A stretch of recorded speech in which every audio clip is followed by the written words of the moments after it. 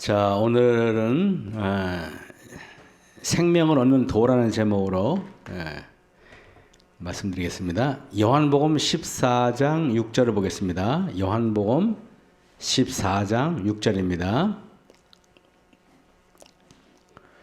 요한복음 14장 6절.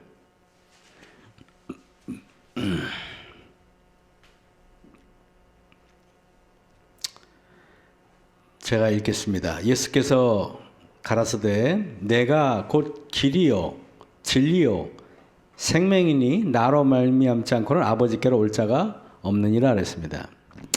제가 이 원고를 이렇게 보니까 제가 2014년 2월 5일 날 마석교회 담임할 때 수요일 날 성도들한테 밤에 강의했던 것들하고 보니까요. 찾아보니까 저도 이 강의 노트를 우연히 보고 내가 그때 이런 거 썼었나 하고 처음 알았어요. 우연히 이렇게 처박혔다가 보니까 오늘 굉장히 뭐랄까요, 의미가 있다고 생각해서 한번 갖고 왔습니다. 자, 요한복음 10장 10절을 또 보겠습니다. 요한복음 10장 10절을 보겠습니다. 요한복음 10장 10절입니다. 자, 이런 말이 있어요. 도적이 오는 것은 도둑질하고 죽이고 멸망시키려는 것뿐이요 내가 온 것은 양으로 생명을 얻게 하고 더 풍성히 얻게 하려는 것이라 그랬습니다. 도적이 오는 것은 마귀를 말하는 거고요. 그죠? 사단을 말하는 거고, 마귀가 이 땅에 온 것은 도둑질하고 죽이고 멸망시키려는 목적 하나밖에 없어요. 그죠? 근데 예수님께서 이 땅에 오신 것은 양으로 생명을 얻게 하고, 예수님의 오신 목적을 뭐냐 물어보면 여러분 이렇게 말해야 돼요. 생명을 얻게 하려고 더 풍성히 얻게 하라는 것이 예수님이 오신 목적이에요. 그래서 제가 오늘 이렇게 여쭤보겠습니다. 죄인이란 무엇인가? 이제 어떤 사람들이 보면은 누가 이게 교회에 가니까 어떤 목사님이 교회 가니까 당신은 죄인이다 그러면은 안 믿는 사람들은 화가 난다는 것입니다. 내가 세상에 법도 잘 지키고, 그게 뭐랄까요. 이게 법 없이도 사는 사람인데 왜 나보고 죄인이라냐? 이렇게 반문해요. 그런 사람 들어보셨습니까? 그죠? 근데 여러분들은 죄인이란 무엇이라고 정의하고 있습니까? 이런 사람들 있잖아요. 이 믿지 않는 사람들 뿐만 아니라 믿는 사람들도 자기가 죄인이라 그러면 좋아하지 않습니다. 죄인이란 정의가 뭡니까? 누가 한번 말씀해 볼 자신 있습니까? 예? 법을 어긴 사람이요. 자, 그래서 아까 그랬잖아요. 나 법 없이 살아 그랬거든요. 그 사람 법 안 어긴다는 거예요. 자기 주장하기를. 물론 자기가 주장하기 그렇게 하지만은, 그래서 그렇게 말을 하면은 이야기는 끝도 없이 갈 겁니다. 그죠? 내가 무슨 죄를 저질렀어? 이렇게 집사님 말씀이 틀린 건 아닌데 계속 그런 식으로 말꼬리를 자꾸 들어줄 겁니다. 그래서 이렇게 말해요. 죄인이란 무엇인가 뭐냐면은 죽어가는 사람이 죄인이에요. 성경에서. 무슨 말인지 알죠? 죽어가는 게 죄인입니다. 그래서 우리는 자기가 죽어간다는 것을 부정할 사람은 아무도 없습니다. 요즘에 제가 거울을 볼 때마다 느끼는 게 많이 늙었다 이런 생각이 들어요. 와서 급격히 요새.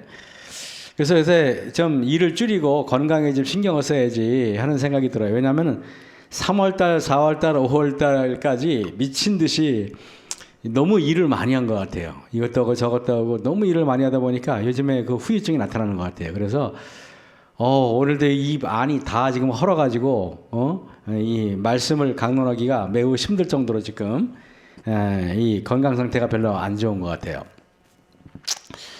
그래서 오늘 낮에도 아침부터 설교 준비하다가 1시 좀 넘었는데 얼마나 피곤한지 소파에서 잠깐 눈을 붙였는데 거의 2시간을 제가 퍼져 자고 있더라고요, 보니까. 그래서 지금 많이 좀 피로가 풀렸는데,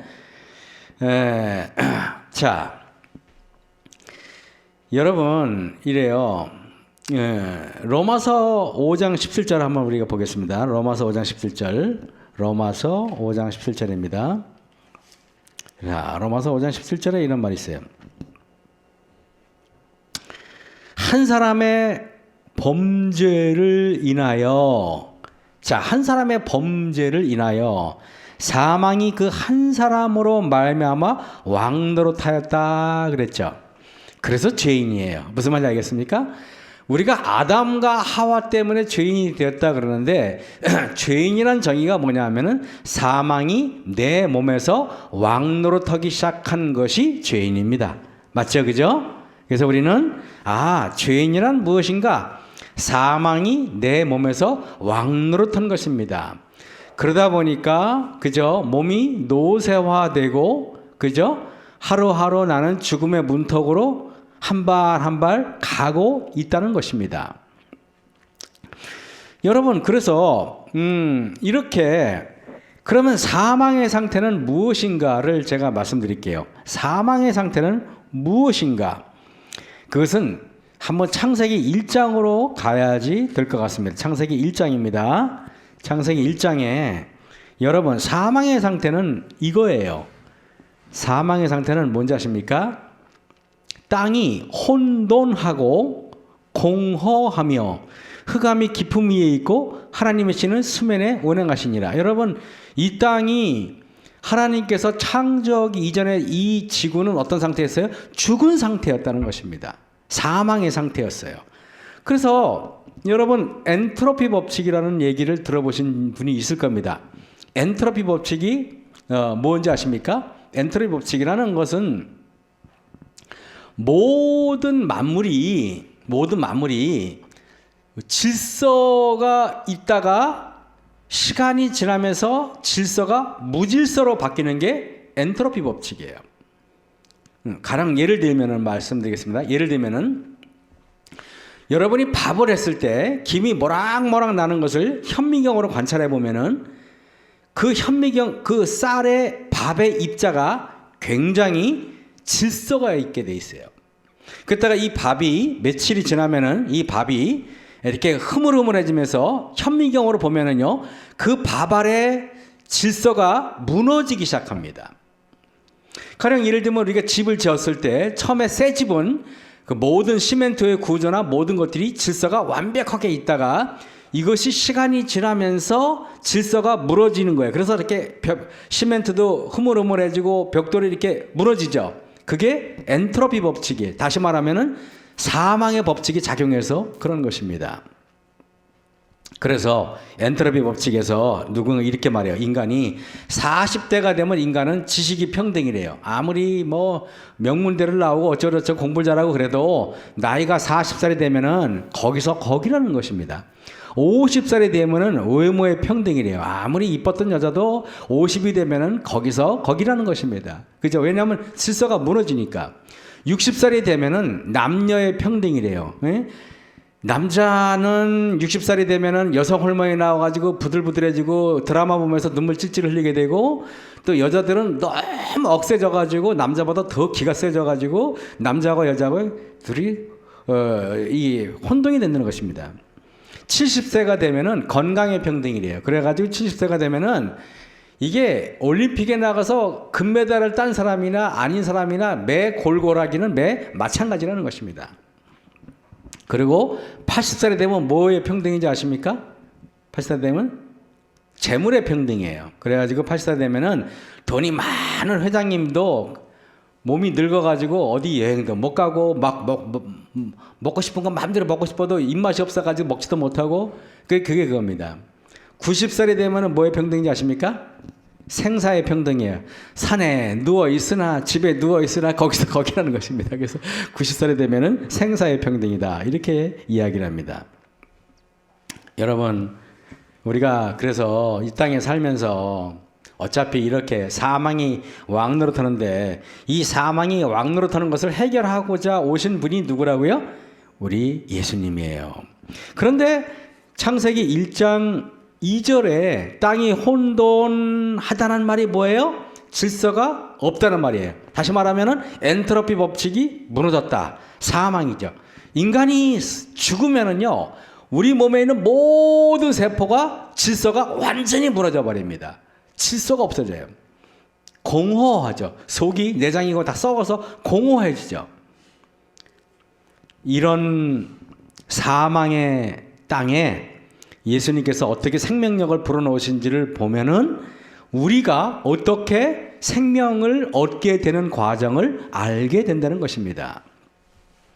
그래서 여기 이 1장 2절에 땅이 혼돈하고 공허함이 흑암이 깊음이 있고 할 때 하나님의 신은 성령 하나님을 말합니다. 루아흐죠. 하나님의 신은 수면에 하나님의 성령이 어디에 임한다고요? 물 위에 운행하시니라 했습니다. 다시 말하면 이것도 보면은 이 지구가 어떻게 됩니까? 물과 성령으로 거듭나는 것을 우리에게 보여주는 것입니다. 여러분, 그리고 또 보면은 우리가 누가복음 1장을 한번 보세요. 누가복음 1장 35절입니다. 누가복음 1장 35절에 이런 말씀이 있어요. 누가복음 1장 35절에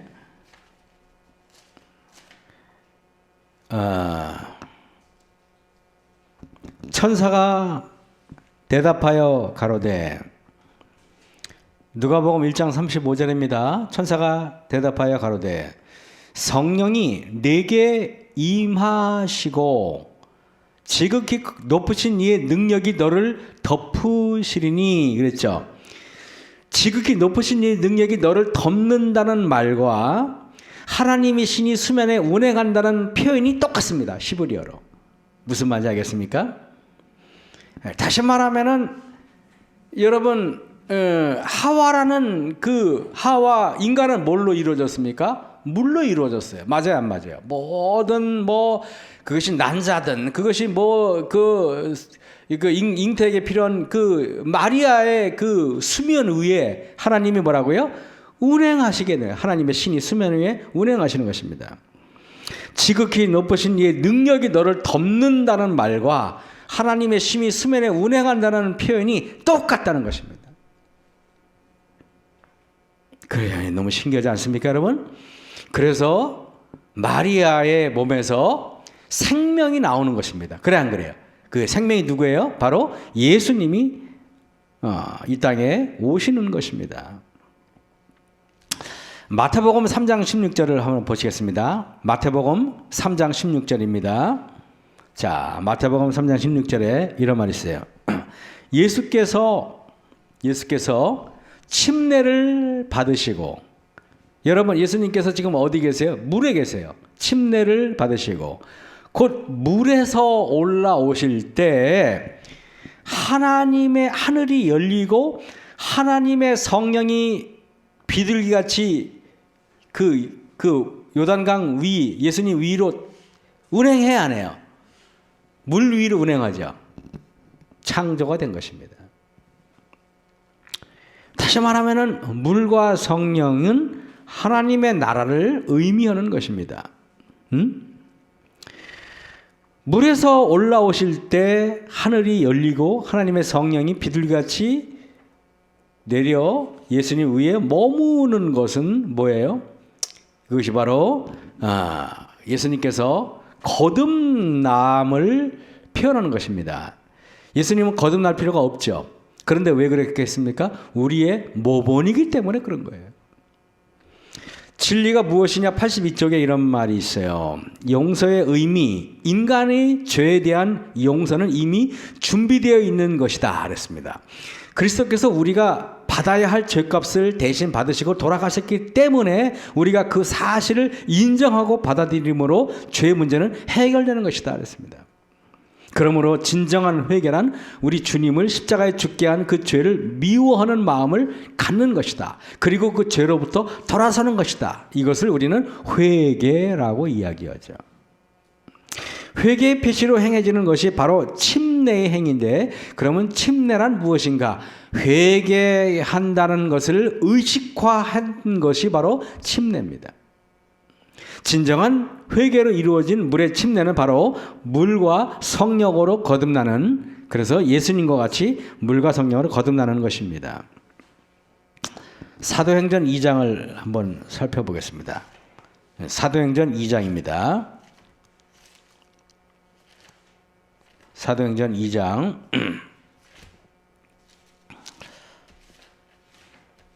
자, 사도행전 2장에 38절을 보겠습니다. 제가 베드로가 가로되 있죠? 너희가 회개하여, 아까도 회개 얘기했죠. 회개는 뭐라 하세요? 물과 성령으로 거듭나는 것이 회개죠. 회개하여 각각 예수 그리스도의 이름으로 침례를 받고 죄사함을 얻으라. 그리하면 성령을, 침례, 물과 성령은 밀접한 연관이 있죠? 그죠? 그래서 물과 성령으로 거듭나는 것을 그렇게 예수님께서 얘기하신 것입니다. 사도행전 11장을 한번 보겠습니다. 11장에 사도행전 11장에 보시면은요. 사도행전 11장에 15절을 제가 읽습니다.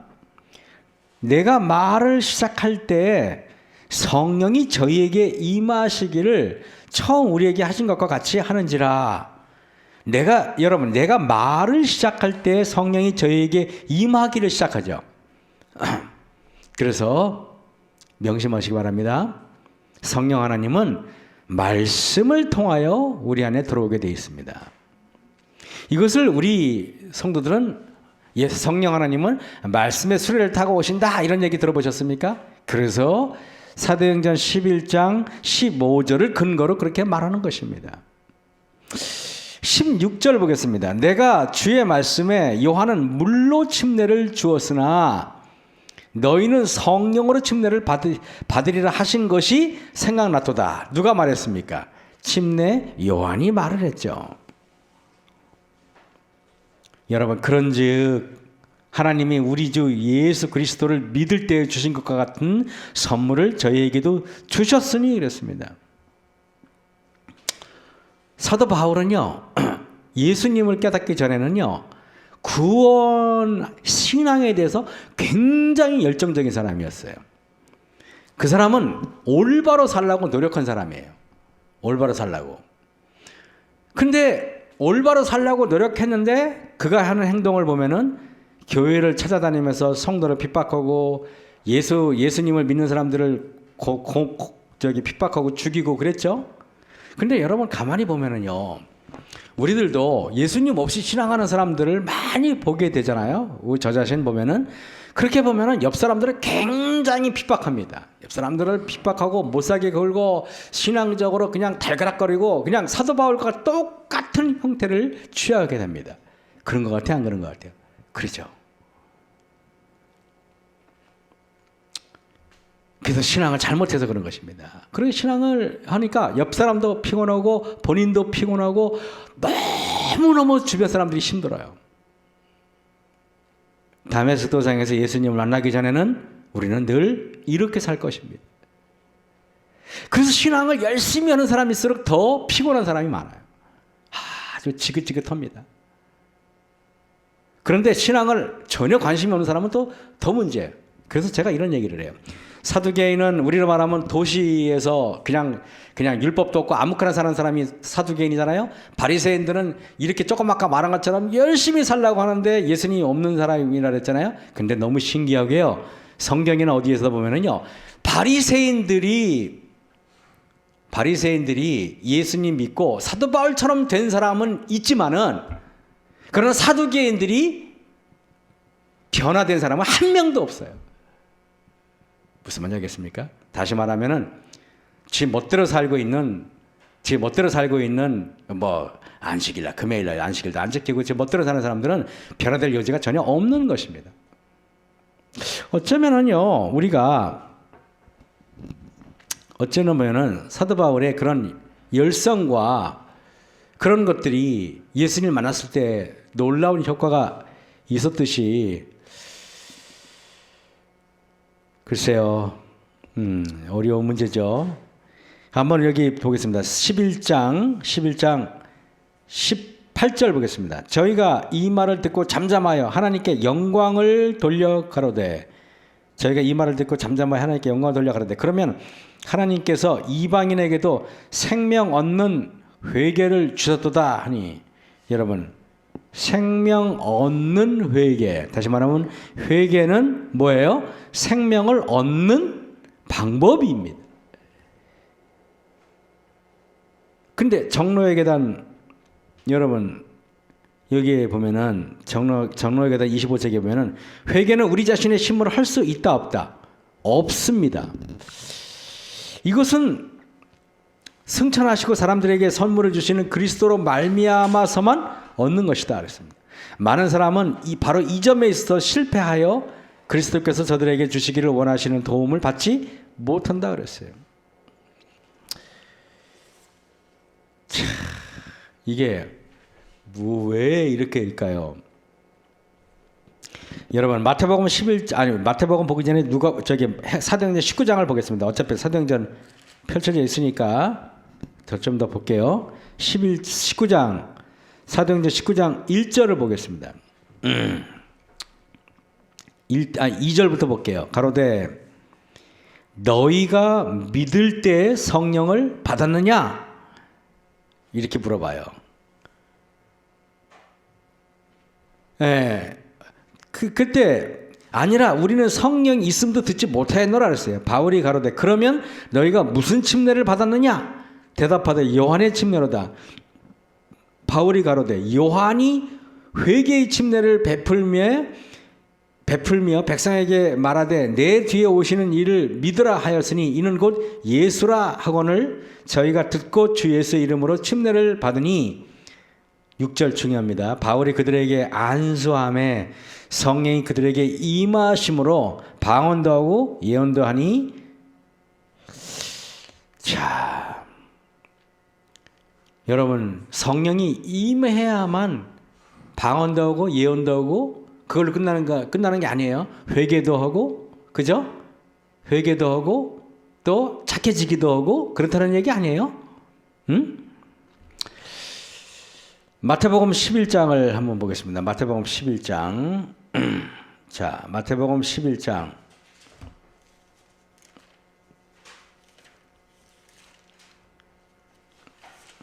마태복음 11장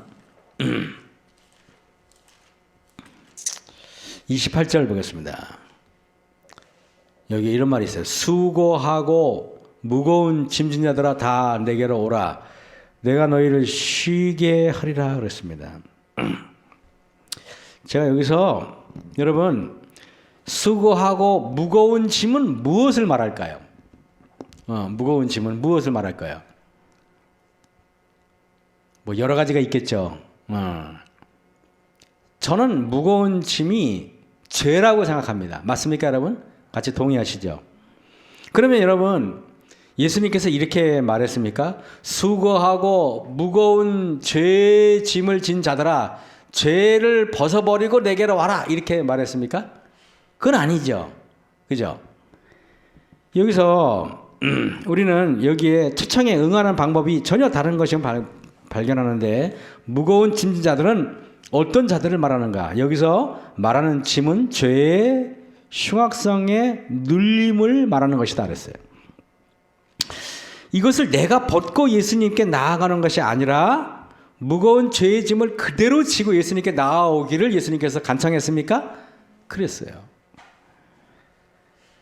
이게 오늘 말씀을 준비하면서 매우 중요한 이야기인데요. 매우 중요한 이야기입니다. 요한일서 5장 11절입니다. 요한일서 보겠습니다. 요한복음이 아니고 요한일서 한번 성경을 한번 찾아보겠습니다. 이게 같이 성경을 찾으니까 같이 이렇게 기다리니까 좋은 것 같아요. 그죠? 네, 흐름이 맞는 것 같아요. 요한복음 1장 11절 보겠습니다.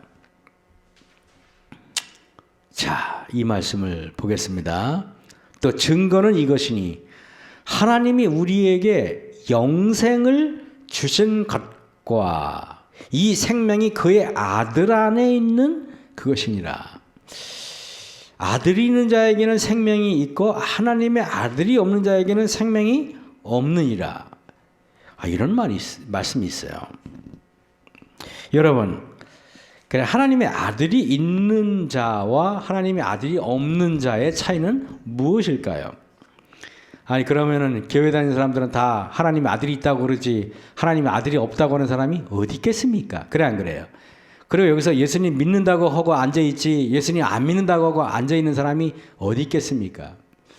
그런데 말입니다. 지금 여기 있는 성경의 이 말씀은 믿는 사람들도 해당되고 안 믿는 사람들도 해당될 것입니다. 맞아요? 그죠? 근데 하나님의 아들이 있는 자에게는 생명이 있고 아들이 없는 자에게는 생명이 없느니라는 말로 미루어 볼 때 우리가 하나님을 믿는다고 공언한다고 해도 하나님의 아들이 없는 사람이 많다는 뜻이겠죠. 그래서 사도 바울은 고린도후서 13장에 이런 얘기를 했습니다. 한번 볼까요? 고린도후서 13장입니다. 자, 고린도후서 13장에 뭐라고 말씀하시는지 보겠습니다. 13장에 자, 5절입니다. 이런 말씀이 있어요.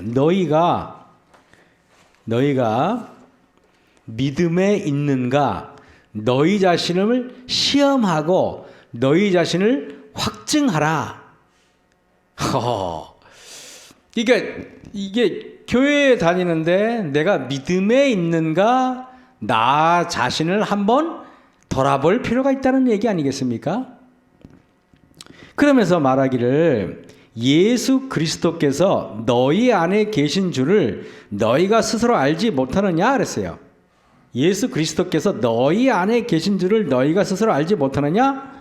그렇지 않으면 너희가 버리운 자니라. 우리가 믿음에 있는가 확증하라는 것이 다른 말이 아니고 예수님이 내 안에 계신가 안 계신가를 늘 점검해 보라 이 얘기네요. 그래 안 그래요? 그 말씀이에요. 보면은 그죠?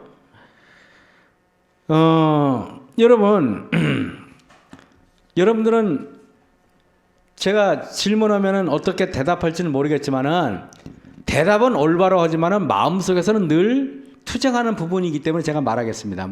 들어보세요. 예수님께서 우리 마음속에 계시게 하기 위하여 우리 마음을 청소해야 한다고 생각하십니까? 그렇다고 생각할 겁니다, 다. 왜냐하면은 무슨 일이 생기면은 내가 내 마음이 지저분해서 하나님이 떠났을 거야 이렇게 생각하지 내 마음이 더러우니까 예수님이 오신다 이렇게 생각하는 사람은 없잖아요. 그런데 보세요. 예수님께서 우리 마음속에 계시게 하기 위하여 우리 마음을 청소해야 한다고 생각하십니까? 그러면은 성도들이 많이 답은 어떻게 줄지 모르지만 거의 100%의 성도들이 그렇다고 생각하고 있어요. 사실입니다. 마음이 깨끗해야만 예수님께서 들어오신다고 믿고 있습니까? 그러면은 대다수가 네 그럴 겁니다. 그리고 옆에 있는 사람이 깨끗하지 않는 것 같으면은 그러니까 예수님이 안 오지 이렇게 말할 것입니다. 내가 더러우면 주님께서 오실 수 없다고 우리는 흔히 말해 왔습니다. 깨끗해지지 않아서 그분을 모시기가 죄송해서 우리는 그분을 부르지 않았습니다. 그죠? 여러분 우리가 전도할 때 가끔 이렇게 교회 다니다가 믿음을 중단하시는 분들이 있어요. 그래서 이제 그분이 이제 교회를 쉬고 있으니까 목사가 가서 집사님 이제 교회 나오세요 이렇게 말씀을 드리면은 많은 분들이 이런 얘기를 해요. 제가 아직 준비가 되지 않아서요. 이런 얘기를 많이 해요. 또 뭐라는지 아십니까? 제가 아직 마음이 너무 청결하지가 못해서 못 가겠습니다. 이렇게 얘기를 합니다. 근데 여러분 그것은 우리들 생각이고 이게 이현우 시내는 뭐라고 했냐면 마귀의 생각이고 마귀의 가르침이다 이렇게 얘기하고 있습니다. 정로의 계단 6장 믿음과 받으심에 이런 말이 있어요. 정로의 계단 6장의 믿음과 받으심입니다. 어떤 사람들은 저희는 아직 다시 말하면 죄의 문제가 아직 해결되지 않았음 중에 있으므로 하나님의 축복을 구하려면 먼저 저희가 개선되었다는 것을 주께 증명해야 한다고 생각하는 모양이다. 이렇게 정로의 계단에 반문하고 있어요. 근데 예수께서는 우리가 죄가 많고 무력하고 도움이 요구되는 상태 그대로 당신께 나오는 것을 좋아하신다 그랬어요. 하나님은 우리의 더러운 모습 그대로 나오는 것을 좋아한다 그랬어요. 막달라 마리아가 예수님께 나올 때 깨끗한 상태로 나오기 위해서 노력한 다음에 나아갔더라면 그 여자는 절대 예수님의 참 제자가 되지 못했을 것입니다. 동의하십니까, 여러분? 사도 바울이 살기등등한 그 살기 어린 눈빛을 다 부드럽게 만들고 나서 예수님께 나아가야겠다고 생각했다면 그는 절대 오늘날의 사도 바울이 되지 못했을 것입니다. 베드로가 그 무식한 성격을 고치지 못했더라면 예수님 고치고 나서 예수님께 가야겠다고 생각했다면 그는 절대로 베드로가 되지 못했을 것입니다. 사도 요한은 우레의 자식이고 성격이 아주 불같은 사람이었어요. 오죽했으면 천둥번개가 쳐가지고 여기서 그냥 큰 소리로 싸우는데 가보면 사도 요한이 항상 주인공이었어요. 사도 요한이 자기의 그 나쁜 성질을 다 고치고 성격을 부드럽게 하고 나서 예수님을 만나야겠다고 생각했더라면 사도 바울은 절대 사랑의 사도가 되지 못했을 것입니다. 우리는 늘 믿음으로 말미암은 의를 얘기하면서 행함으로 말미암은 의를 강요하고 또 내가 그렇게 또 믿고 머릿속으로는 어떻게 믿는지 모르지만 행동으로는 그렇게 우리가 살고 있는 것입니다. 그러나 사도 바울은 막 다메섹에 가서 더 많은 그리스도인들을 죽이려고 살기 등등한 상태로 예수님을 만났지만은 그는 온전한 예수님을 만났기 때문에 온전한 사람이 될 수 있었어요. 그도 예수님을 만나자마자 마치 기적처럼 모든 것이 변한 것은 아니었습니다. 그가 아라비아 사막에서 3년 동안 그리고 자기의 고향 다소에서 6년 동안 큰 마음을 다해서 기도하고 한 다음에 전도를 12년이나 예수님과 같이 기도에 씨름을 하고 나서 전도를 하고 나서도 그는 1차 전도 여행 때 마가와 싸우고 다투는 거 보셨습니까? 아직도 옛 기질이 아직도 남아 있었다는 것입니다. 그렇지만 예수님을 만나고 점점 그의 모습이 변하듯이 인간은 결국에는 내가 어떤 상태가 있는지는 다 거기 아닙니까? 춥고 음울하고 음산하고 그것이 인간의 우리 모습 아닙니까? 예수님 만나기 전에 예수님께서 안 계신 상태가 죽은 상태라고 성경을 말씀하시죠. 죽은 사람이 어떻게 자기 마음의 성전을 청소할 수 있습니까? 그게 예수님께서 우리에게 그 상태 그대로 와라 그런 것입니다. 병원에 가는데 내가 몸을 건강하게 한 다음에 병원에 간다고 말하는 사람이 얼마나 어리석은 짓입니까? 병원에서는요, 내가 그냥 나쁜 상태로 가서 의사한테 내 몸을 보여야지 의사가 나를 올바르게 진료할 수 있고 치료할 수 있듯이 우리의 치유의 하나님이신 예수님 앞에 우리가 그냥 내 있는 상태로 그대로 가야지. 내가 착한 척하면 예수님이 착한 줄 알고 안 고쳤지면 어쩔 겁니까? 죽었는데 살아있는 척하니까 부활의 모습으로 부활할 수 없는 거예요.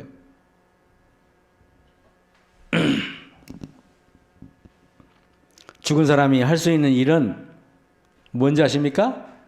죽은 사람이 할 수 있는 일을 가르쳐 드릴게요. 뻣뻣해지는 일이잖아요. 목이 뻣뻣하게 굳어 있잖아요. 죽으면 싸늘해지잖아요. 죽은 사람이니까 어쩔 수가 없는 것입니다. 싸늘해지는 것이고 죽은 사람은 오래될수록 썩어버리잖아요. 사람이 이 지구상에서 맡을 수 있는 최고로 고약한 냄새가 인간이 썩는 모습이에요. 썩는 냄새보다 더 고약한 냄새는 이 지구상에 존재하지 않습니다. 옛날 제가 목회 처음 나왔을 때는 지금처럼 요즘 목사님들은 참 편하잖아요. 그냥 장례식장에 가면은 그냥 다 돼 있고 옛날에는요 목사가 염해하고 목사가 다 해야 돼요. 그래서 옛날 사람들은 왜 시체를 안방에다가 두는지 난 이해가 안 돼요. 안방을 떠요. 그것도 장례식 그 손님들 대접한다고 또요 가마솥에 불을 떼느냐고요 안방이 뜨끈뜨끈해요. 그러니까 시체가 그냥 썩어도 그냥 아주 그냥 부패할 정도 썩어요. 나는 그래서 그거를 이렇게 예배드리러 가면은 헌 냄새가 나가지고 제가 그 홍천 지구에 홍천 서석교에 있을 때는 거기서는요 그 지구가 장례식을 같이 했습니다. 여기서 옛날 장로님 그렇게 했죠. 그러다 보니까 무슨 시동교회가 장례식 나도 목사가 가야 되고 내면교회가 장례식 나도 목사가 가야 되고 인재교회가 장례식 나도 목사가 가야 되고 다 가야 돼. 그러니까 죽는 사람은 아주 찾아볼 수밖에 없어요. 가서 앉아 있으면은 시체 냄새가 얼마나 진동하는지. 그래도 목사가 내색할 수 있나요? 머리는 쫙 하고 있는데 그 역겨운 냄새는 지금도 잊혀지지가 않아요. 내 심령이 죽었으면은 시체의 무서운 도끼가 내 마음속에서 다른 사람들을 전염시키기 위해 나온다는 사실을 여러분 알아야 돼요. 그래서 내가 내 마음속에 죽어있는 모습을 살짝만 보여도 상대방은 서스라치게 놀라고 서스라치게 충격받고 서스라치게 두려워하는 것입니다. 차갑고 냉엄하고 냉습하고 눈빛. 그래서 여러분 시체에서는요 우리 몸에서 있는 모든 이 장기에서요 다 독경이 나오기 때문에 죽자마자 알코올로 소독해가지고 입을 틀어막고 코를 틀어막고 귀를 틀어막잖아요. 여러분 그거 아세요? 그래서 내가 예수님을 만나기 전에는요 될 수 있으면 입을 틀어막는 게 좋아요. 아무 소리 안 하는 게 훨씬 더 상대방을 위하는 길이에요. 왜냐하면 우리는 싸늘하고 냉엄한 모습을 상대방에게 위해를 가함으로 인해서 상대방을 얼마나 힘들게 하는지 몰라요. 왜냐하면 상대방도 썩어가고 있는 중인데 같이 썩어가는데 또 시체가 붙으면 더 빨리 썩거든요.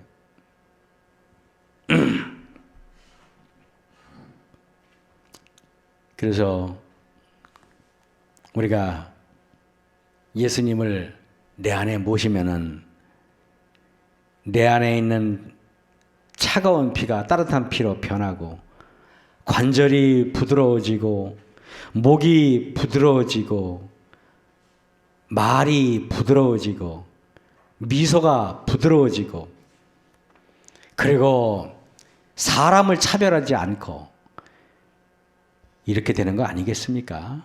네? 에베소서 3장 17절을 한번 보시겠습니다. 에베소서 3장 17절입니다.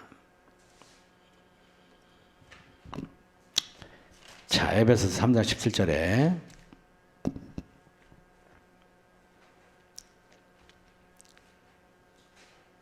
이런 말이 있어요. 믿음으로 말미암아 그리스도께서 너희 마음에 계시게 하옵시고 그랬어요. 이제 우리는 믿음으로 말미암는 의가 무엇인지를 에베소서 3장 17절에 그 정의를 확증하는 말을 제가 여러분들에게 드리는 것입니다. 믿음으로 말미암는 의가 믿음으로 말미암는 의라는 것은 믿음으로 예수님을 모시는 것이 믿음으로 말미암는 의라는 것입니다. 믿음으로 말미암아 그리스도께서 너희 마음에 계시게 하옵시고 그랬습니다. 너희가 사랑 가운데서 뿌리가 박히고 터가 굳어져서 능히 모든 성도와 함께 지식에 넘치는 그리스도의 사랑을 알아 그 넓이와 깊이 길이와 높이와 깊이가 어떠함을 깨달아 하나님의 모든 충만하신 것으로 너희에게 충만하게 하시기를 구하노라 그랬습니다. 예. 여러분 그러면 예수님께서 우리 안에 계시는 방법은 하나밖에 없네요. 뭐라고요? 믿음으로 말미암아. 믿음으로 말미암아가 뭡니까? 그것은 뭘 믿는다는 것입니까? 하나님이 우리에게 주신 말씀을 믿는다는 것입니다. 그래서 아까 말씀으로 말미암아 성령이 우리 안에 들어온다는 표현을 제가 아까 썼죠, 그죠?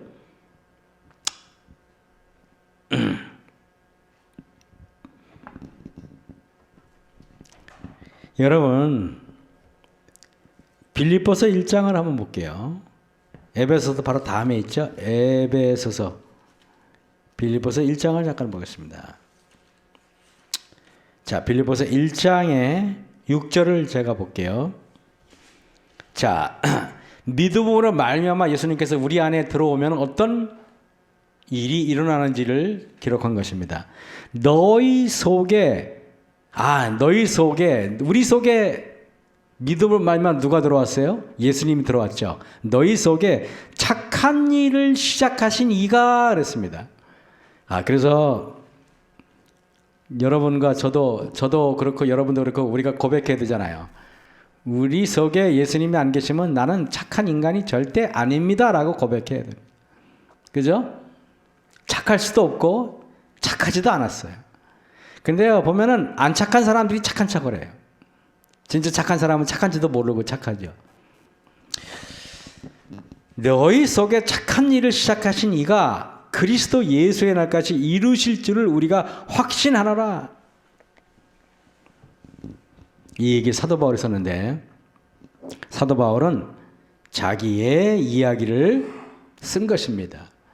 사도 바울은 하나도 안 착한 사람이었어요. 맞습니까? 그런데 사도 바울이 믿음으로 말미암아서 예수님을 받아들였어요. 그래서 로마서에 믿음으로 말미암아 의라고 그랬고, 에베소 3장 17절에 믿음으로 예수님을 우리에게 받아들인다는 얘기를 한 것입니다. 1장 8절 내가 예수 그리스도의 심장으로 그랬습니다. 이제는 나의 심장이 더 이상 필요가 없죠. 왜? 나의 심장은 너무 차갑고 너무 그죠? 냉랭하잖아요. 그래서 예수 그리스도의 심장으로 너희 무리를 어떻게 사모하는지 하나님이 내 증인이시니라 그랬습니다. 그래서 내가 9절에 기도하노라. 너희 사랑을 지식과 모든 청명으로 점점 더 풍성하게 하사 너희로 지극히 선한 것을 분별하며 지극히 허물 없이 그리스도 날까지 이르고 예수 그리스도로 말미암아 의의 열매가 가득하여. 그래서 믿음으로 말미암는 의는 열매로 증명해야 되는 것입니다. 믿음으로 말미암는 의인데 열매가 없다면은 그것은 아무런 의미가 없다는 것입니다.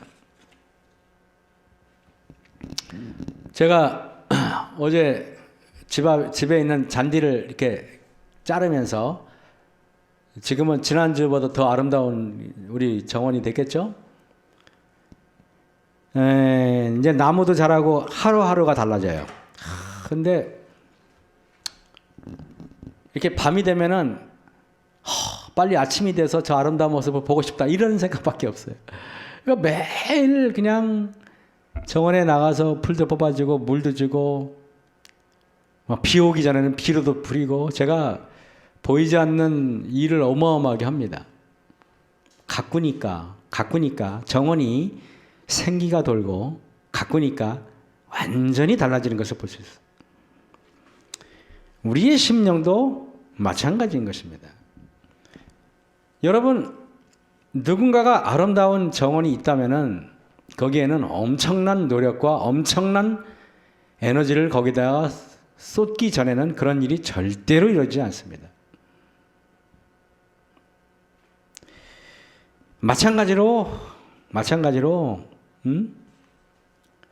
우리가 아무 노력도 하지 않으면서 어떤 것이 이루어지기를 바란다는 것은 있을 수 없는 일이에요. 사도 바울은 거저된 거 아닙니다. 사도 바울은 예수님을 그 믿음으로 말미암아서 그분을 받아들이기 위해서 어떻게 한지 아십니까?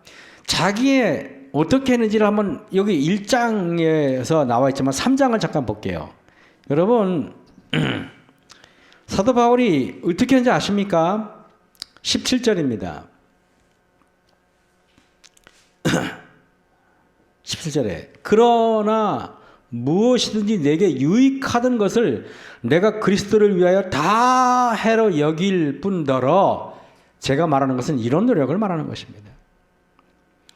세상도 좋고 TV도 좋고 이것도 좋고 저것도 좋고 하루 종일 컴퓨터 앞에 앉아가지고 쓸데없는 거 보는 것도 좋고 노력하지 않은 것도 좋고 일하는 것도 좋으면서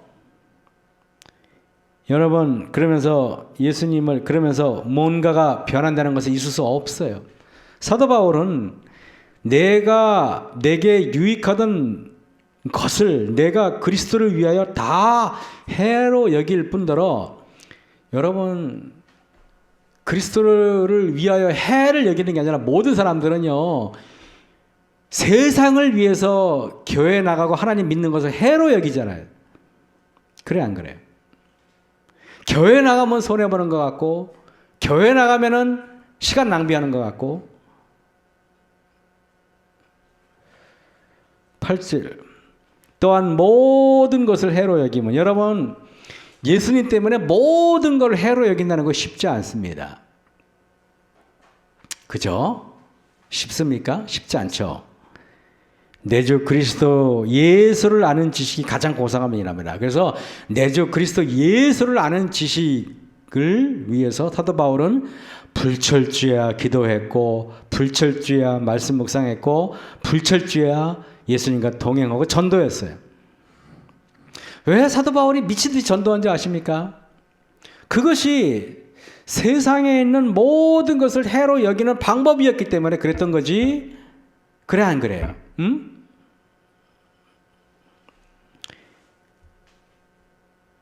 내가 그리스도를 위하여 모든 것을 잃어버리고 배설물로 여기면, 여러분 계속 뭐라 그래요? 세상에 있는 걸 다 해로 여기고, 세상에 다 배설물로 여기고, 세상에 있는 걸 다 미워하겠다 그랬잖아요. 사실 아침에 일찍 일어나가지고 이렇게 2시간 동안 책 보고 그러면은 오전에 조금 쉬어줘야지 이게 컨디션이 맞아요. 왜냐하면 이게 저도 체력이 약하니까. 그래서 옛날에 이제 마석기 담임하고 남원저기 담임하고 그럴 때 새벽 기도하고 그러면은 꼭 한 9시나 좀 넘어서 이렇게 꼭 한 8시인가 이렇게, 왜 교회 출근하기 전에 꼭 1시간 정도 잤었어요. 그래야 컨디션이 이제 풀렸다고. 사실은 한 번은 제가 남원저기 담임할 때 새벽 기도 끝나고 오전에 이렇게 곤히 자고 있는데 어떤 성도 집사님이 오셨어요. 내가 자고 있었거든요. 그랬더니 나중에 나한테 막 그러더라고요. 아, 목사님 뭐 새벽 기도 해가지고 막 그러더니 오전에 주무시네 그러더라고요.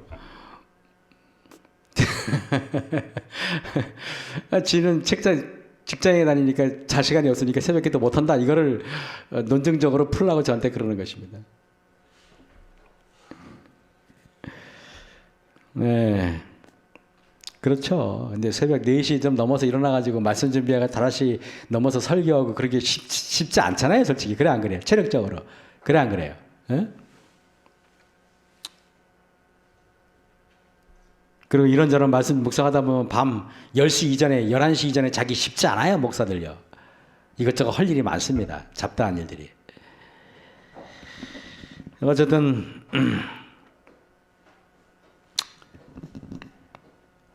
그래서 우리가 피곤하고 하지만은, 그러나 육신은 피곤하지만은 영적인 에너지가 있어요. 어떤 적에는 이렇게 피곤하다가도 말씀을 보다가 어떤 뭐 이렇게 명철한 하나님의 말씀을 깨달으면은 갑자기 힘이 팍 쏟아지고 막 엔돌핀이 나오면서 막 기운이 솟아가지고 힘든지도 모르고 막 말씀을 적어 내려갈 때가 대부분입니다. 그죠? 그게 하나님의 주신 능력이죠. 여러분, 오늘 제가 45분 안에 끝낸다 그랬는데 벌써 55분인데, 여러분, 그래서 이제 이래요. 우리가 안식일 예배 볼 때 우리가 예수님 없이 안식일 예배를 볼 수 있어요? 있습니다. 예수님 없이 성경 암송할 수도 있어요. 왜냐하면 유대인들 평생을 성경을 암송했는데 예수님 오시니까 십자가에 못 박아버리더라고요. 그죠? 예수님 없이 율법을 지킬 수가 있고요. 그죠? 예수님 없이 우리가 봉사할 수도 있어요. 그게 어떻게 큰 증거냐면은, 여러분 한번 물어볼게요. 밖에 나가서 노동할 때가 힘들어요? 안식일 하루 종일 예배 보고 나서가 힘들어요? 그러면 희한하게, 저도 그렇고 많은 성도들이 뭐라고 하냐면 희한하게 안식일이 제일 피곤하다고 이렇게 고백해요. 그죠? 어떤 목사님이, 제 얘기가 아닙니다. 어떤 목사님이 그러더라고요. 그거는 예수님 없이 안식일을 보냈기 때문에 그래! 이렇게 말씀하시는 분이 있는데, 또 그렇게 말씀드리면 너무 또, 그거는 너무 또, 교회를 사랑하고 교회를 봉사하신 집사님들한테 할 얘기는 아닌 것 같아요. 그죠? 예. 저는 그 말씀에 동의하지는 않습니다. 왜냐하면 교회 와서 아침에 일찍 나와서 한 일주일 동안 고생하고 교회 와서 이것저것 봉사하고 하다 보면 피곤해서 그렇겠다 생각을 해요. 사실은요. 근데 어쩌면 또 예수님한테 우리가 힘을 얻지 못해서 그런 거 아닌가라는 또 의구심을 떨쳐버리지 못할 때가 있어요. 어쨌든 예수님 안에서 생명의 성령의 법이 죄와 사망의 법에서 우리를 해방하는 매일매일이 되시길 바라면서 오늘 말씀을 마치겠습니다. 네, 오늘 기도가 마치겠습니다. 하늘에 계신 아버지 하나님, 믿음으로 만면 의인은 믿음으로 예수님을 내 마음에 모시는 일이라는 것을 에베소서 3장 17절을 통해서 깨달았습니다. 내 속에서 착한 일을 예수님께서 하시지 않으면은 나의 모습은 그 자체가 썩은 모습이고 악취나는 모습이고 남을 죽이는 모습임을 다시 깨닫습니다. 아버지 하나님, 저희 속에서 착한 일을 시작하신 일을 우리가 매일 모심으로 인해서 우리가 이루고자 하는 품성 변화가 무엇인지를 깨닫는 백성 되게 도와주셨길 기도합니다. 오늘도 우리가 믿음으로 만나는 의에 대해서 한 걸음 더 나아갈 수 있는 백성 되게 도와주셨기만을 예수님 이름으로 감사하며 기도했사옵나이다. 아멘. 묵상으로 예배를 마치겠습니다.